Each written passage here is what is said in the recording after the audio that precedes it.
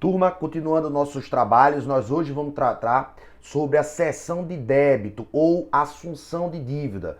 O Código Civil trata como assunção de dívida, mas você vai saber que é um sinônimo para cessão de débito. Nós estamos discutindo sobre a transmissão das obrigações. Então, nós vimos anteriormente, na aula passada, a cessão de crédito, que é quando há transferência do sujeito, da posição do sujeito ativo na relação obrigacional, no caso o credor, e ele transmite para um novo credor aquele crédito que ele tinha para receber. No caso da cessão de débito ou assunção de dívida, o que está sendo transferido é a posição do débito, é o débito que está sendo transferido. Então, a cessão de débito, ela é também um negócio jurídico bilateral, ou seja, é uma relação contratual que precisa respeitar todos aqueles requisitos de licitude, de possibilidade, de objeto determinado ou determinável, de forma prescrita ou não proibida em lei. Então, todos os requisitos relativos aos contratos e às obrigações também valem tanto para a cessão de crédito como para a cessão de débito. Então, nesse caso agora da cessão de débito, nós temos mais uma vez aquelas três figuras: o cedente, o cessionário e o cedido. Só que nesse caso agora da cessão de débito, como a transferência é da posição passiva, é do sujeito passivo, é do débito, então o cedente, que é aquele que cede, ele é o devedor originário, ou seja, o devedor primário, aquele que está cedendo o seu débito. O cessionário ou o terceiro assuntor é aquele novo devedor, é aquele devedor que passou a assumir o débito que era do cedente. E o cedido, aqui na seção de débito, é o credor. Então, invertem-se os papéis. Lá na seção de crédito, cedente é quem cede o crédito, cessionário é o novo credor e cedido é o devedor. Nesse caso aqui, da seção de débito, né, que nós estamos transferindo o débito e não o crédito, seção de débito ou assunção de dívida, o cedente é o devedor originário. O cessionário ou o terceiro assuntor é aquele que recebe e passa a ser o novo devedor, e o cedido é o credor.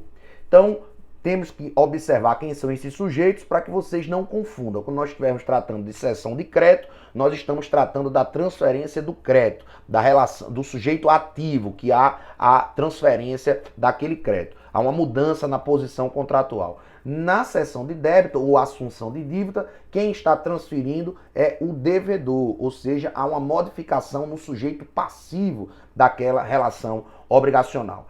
De antemão, de logo, de pronto, nós já traçamos a primeira diferença. A cessão de débito, ela começa no artigo 299 do Código Civil e nós já temos a primeira diferença. Se lá na cessão de crédito, para a transferência do crédito, o credor, o devedor, na verdade lá, não precisa ser notificado, ele não precisa anuir, ele precisa ser notificado, mas ele não precisa concordar, anuir com a cessão.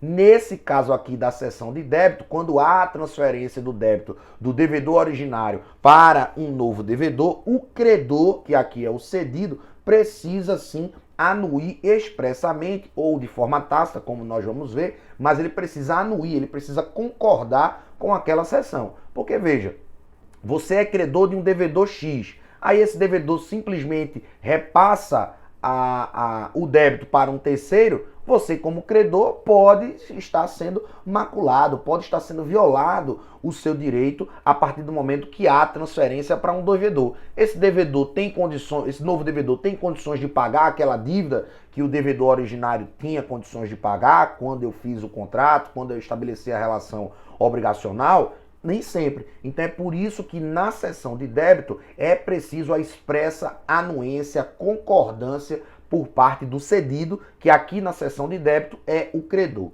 Então o que é que diz o artigo 299 do Código Civil? Abram aí o material, slide 23.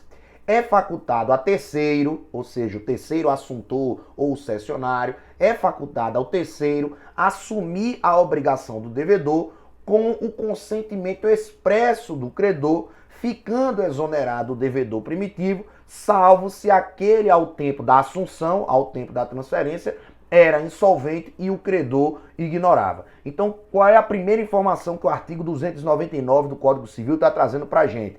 É preciso a expressa anuência do credor para que o devedor possa transferir o seu débito para um terceiro. Então, primeira condição, para além daquelas dos requisitos do plano da validade dos negócios jurídicos, para a cessão de débito, é preciso que o credor ele anule. É preciso que ele tenha concordância com aquele, que ele manifeste expressamente que concorda com aquela transferência. Isso é o primeiro elemento do artigo 299. O segundo elemento do artigo 299 é que o artigo diz que fica exonerado, ou seja, o devedor primitivo, a partir do momento que ele transfere a sua dívida, o seu débito para um terceiro, ele sai da relação e ele não tem mais dívida nenhuma perante o credor. Com exceção, salvo se a parte final do artigo 299 traz o seguinte: salvo se aquele, ou seja, o terceiro, um novo devedor, no momento da transferência, era insolvente e o credor não sabia. Se o devedor novo, que é o cessionário, que é o terceiro assuntor, ele era insolvente, nós já vimos que insolvente é aquele que não tem capacidade econômica para o pagamento das suas dívidas, não tem patrimônio, não tem ativos suficientes para o pagamento da sua dívida. Se o terceiro que passa a integrar a relação, que é o novo devedor, que é o cessionário, né, que é o terceiro assuntor, ele é insolvente no momento daquela transferência, ora, o credor vai ser prejudicado. Então, se ficou comprovado que o terceiro devedor, que o cessionário, o terceiro assuntor, o novo devedor, ele era insolvente no momento daquela transferência, então o devedor primitivo, o devedor originário, não vai ficar exonerado. Ele vai sim responder por aquela dívida. Isso é para evitar o quê? A má-fé.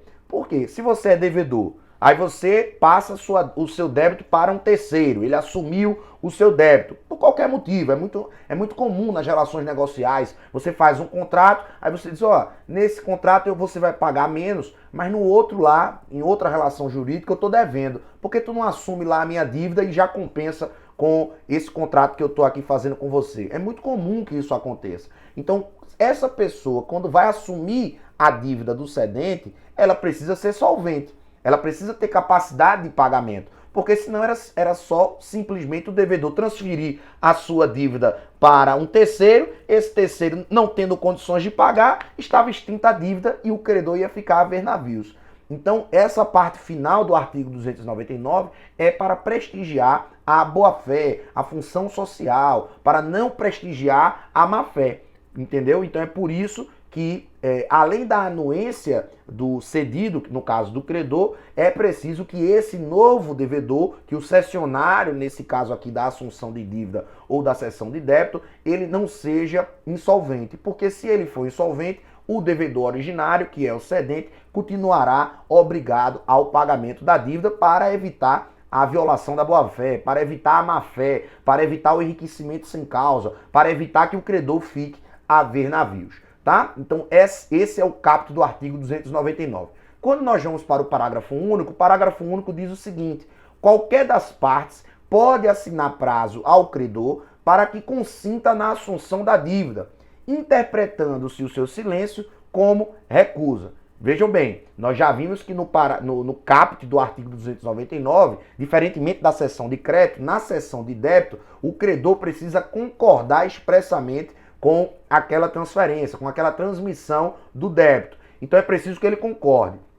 Então, tanto o devedor originário, que é o cedente, quanto o novo devedor, que é o cessionário, eles podem notificar o credor para dizer, olha, em 15 dias, credor, manifeste se você concorda com essa transferência. O novo devedor é esse, o antigo devedor é esse, a dívida vale tanto, e é dessa forma que nós estamos fazendo a transferência. Você concorda? Se o credor não responder expressamente dizendo que concorda, aquela cessão não poderá ser feita. Ela está ali maculada, ela está ali viciada e não vai ter efeitos algum para fins de invalidade daquele negócio jurídico, né? Porque é um negócio jurídico que o artigo 299 estabelece a obrigatoriedade da anuência, da concordância expressa por parte do credor. Então, tanto o devedor originário quanto o novo devedor, que é o cessionário, eles podem assinalar, dar um prazo para que o credor diga se concorda ou não. Se o credor simplesmente não responder, ficar em silêncio, ficar silente, isso não significa que ele anuiu, porque o código diz expressamente que ele precisa anuir expressamente, ele precisa concordar expressamente. Então, se simplesmente ele não responder, aqui, nesse caso, nós não temos o jargão do direito, que é quem cala consente. Nesse caso aqui, quem cala não consente, por expressa previsão aí do parágrafo único do artigo 299, tá?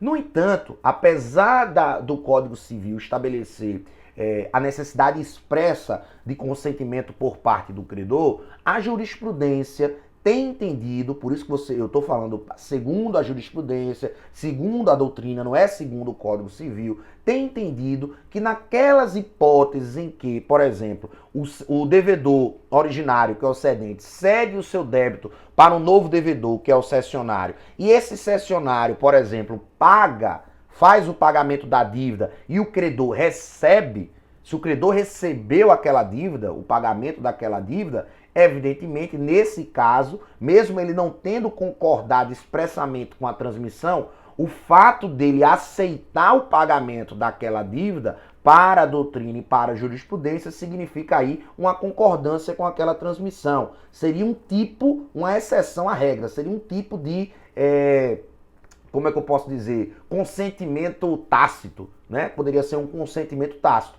Porque se ele aceita o pagamento, é porque ele está validando aquela transmissão. Então a jurisprudência e a doutrina entende possível, nesse caso específico, quando a cessão do débito e o novo devedor, ele paga a dívida e o credor, que não tinha se manifestado expressamente, recebe o pagamento e dá a quitação e dá o recibo daquele pagamento, então ali ele está manifestando, né, para a doutrina e para a jurisprudência que ele concordou com aquele negócio jurídico que ele também seria parte. Então são os primeiros esclarecimentos a respeito da cessão de débito.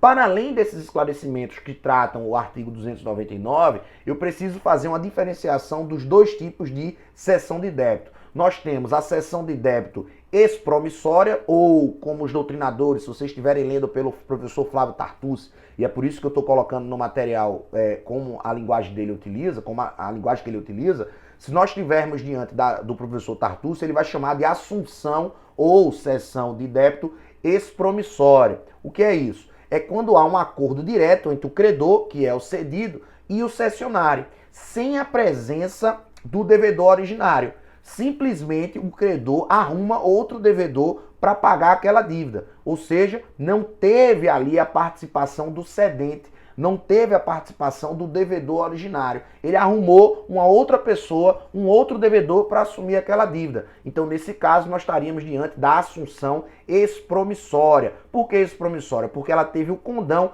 de liberar o devedor originário. O devedor originário fica aí sem ter mais a obrigação de pagar a dívida, porque o próprio credor já arrumou outro devedor. Isso é muito comum nas questões das duplicatas mercantis, que vocês vão aprender mais à frente nas aulas de direito empresarial. E o outro tipo de assunção de dívida ou de cessão de débito é a assunção delegatória, que é aquela em que o cedente, o devedor originário, ele que acorda, ele que procura, ele que acha um novo devedor para assumir a sua dívida em seu lugar naquela relação obrigacional. Então ele está delegando para um novo devedor a posição que ele ocupava naquela relação obrigacional. Então, nesse caso, em ambos os casos, né, é preciso da autorização expressa por parte do credor. No primeiro caso, que é a assunção expromissória, o próprio credor foi que achou um novo devedor, então, na prática, ele já está anuindo, ele já está concordando com essa transferência.